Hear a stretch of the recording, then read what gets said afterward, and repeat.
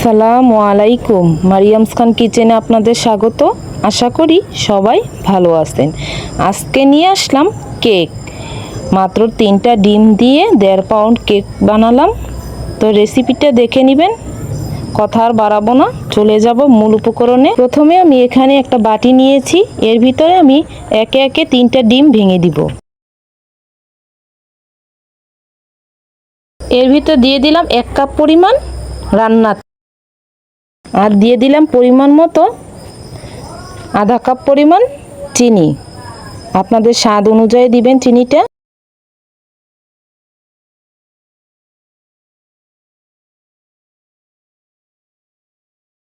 এখানে আমি এটা হ্যান্ড ব্লেন্ডার নিয়েছি, এটা দিয়ে সব উপকরণগুলো খুব ভালোভাবে ব্লেন্ড করে নিব। আপনারা চাইলে ডাল ঘুটনি দিয়েও ব্লেন্ড করতে পারবেন।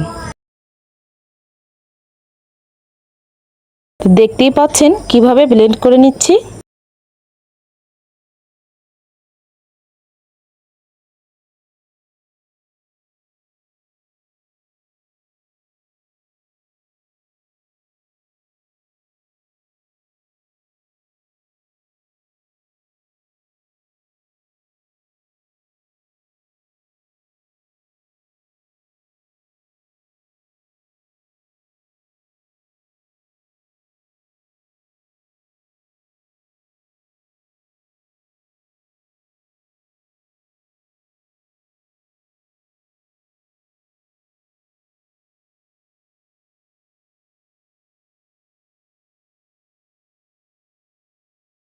এটা আমি 3-4 মিনিট ভালোভাবে ব্লেন্ড করে নিয়েছি।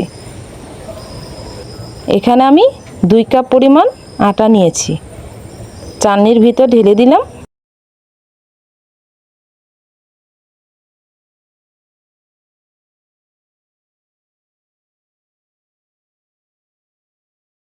আর দিয়ে দিলাম 2 চামচ পরিমাণ বেকিং সোডা, আর দিয়ে দিলাম 2 চামচ পরিমাণ বেকিং পাউডার,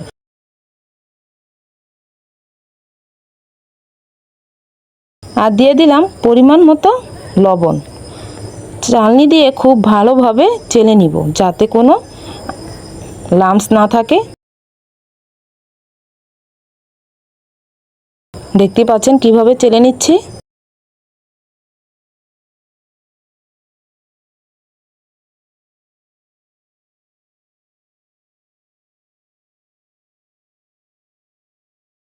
তো সবগুলো আমি ভালোভাবে চেলে নিয়েছি।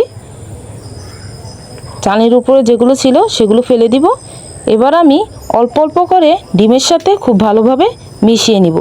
সবগুলো একসাথে দিব না, তাহলে মিশাতে আমার কষ্ট হবে।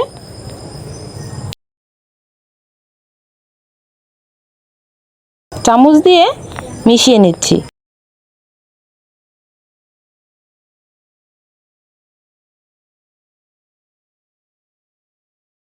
আবারও দিয়ে দিলাম দ্বিতীয়বার।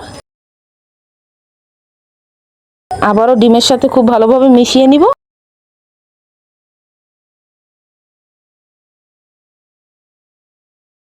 এবার আমি সবগুলো কেকের মিশ্রণটি দিয়ে দিলাম।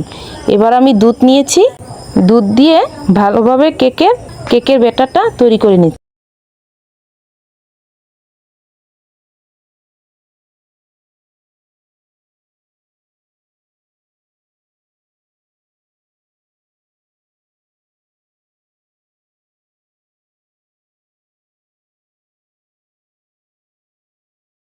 অল্প অল্প করে দুধ দিয়ে কেকের ব্যাটারটা তৈরি করে নিচ্ছি।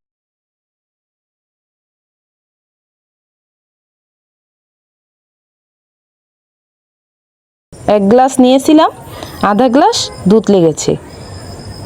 তো খুব ভালোভাবে মেশানো হয়ে গেছে। এবার আমি ঢাকনা দিয়ে 10 মিনিট রেস্টে রাখবো। চলে আসলাম 10 মিনিট পর। কেকের ব্যাটারটা একদম রেডি।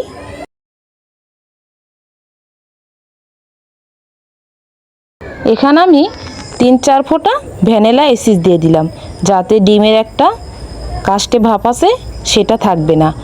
ভ্যানিলা এসেন্স না থাকলে লেবুর সবুজ অংশটা গ্রেট দিয়ে কুচি কুচি করে কেটে আপনারা দিতে পারেন।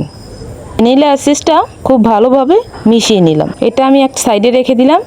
এখানে আমি কেকের বক্সটা নিয়েছি, আগে থেকে কাগজ কেটে রেখেছি। তো দিয়ে দিলাম একটুখানি তেল, ব্রাশ দিয়ে সম্পূর্ণটা আমি খুব ভালোভাবে লাগিয়ে নিব কাগজের সাথে। এরকম বক্স না থাকলে আপনারা যে কোনো বাটিতেও নিতে পারবেন, দিতে পারবেন কেকটা ভাপে।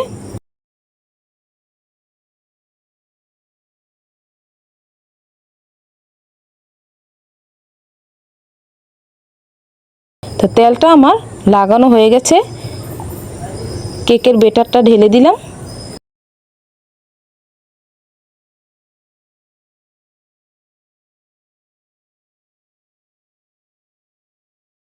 সম্পূর্ণটা আমি খুব ভালোভাবে ঢেলে দিলাম। কেকের এটা খুব ভালোভাবে ঝাঁকিয়ে নিলাম। এবার আমি দিয়ে দিলাম কিশমিশ,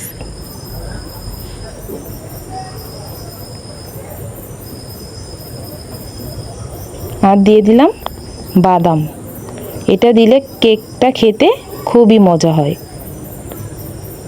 আপনাদের হাতের কাছে না থাকলে এটা স্কিপ করতে পারেন। তো এখানে আমি আগে থেকেই বালু বসিয়ে দিয়েছি স্ট্যান্ডের উপরে, দিয়ে দিলাম কেকের ব্যাটারটা ঢাকনা দিয়ে। এবার আমি 1 ঘন্টা ভাপে দিব। চুলাটা লো হিটে রাখবো, হাই হিটে রাখলে কেকটা পুড়ে যাবে, ভিতরে হবে না।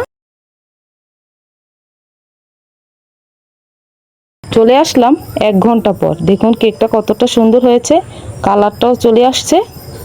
তো এবার আমি একটা কাঠি দিয়ে দেখে নিব কেকটা হয়েছে নাকি। কেকটা আমার হয়ে গেছে, হাতের সাথে লাগে না। তো নামিয়ে আমি ঠান্ডা করে নিব। তো নামিয়ে ঠান্ডা করে নিয়েছি, এবার চাকু দিয়ে কেটে নিচ্ছি 4-5টা।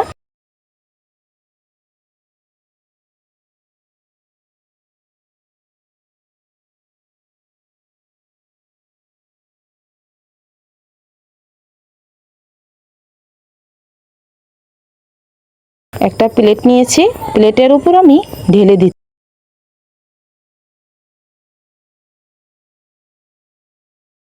দেখুন কেকটা কতটা সুন্দর হয়েছে, একদম পড়েনি। আমার কেকের ভিডিওটা যদি ভালো লাগে লাইক কমেন্ট শেয়ার করে দিবেন, আর চ্যানেলে নতুন হয়ে থাকলে সাপোর্ট করে দিবেন।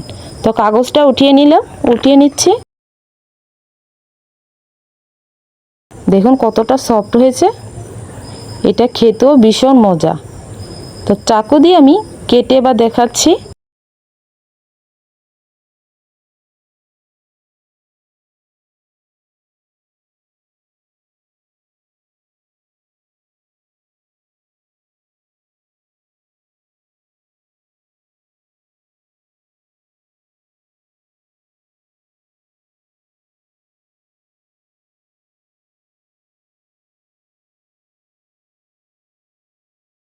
দেখুন কতটা নরম হয়েছে, একদম বাজারের মতো হয়েছে। এক পিস নিয়েছি, এটা আমি কেটে দেখাচ্ছি। এটা 3-4 দিন সংরক্ষণও করে রাখতে পারবেন।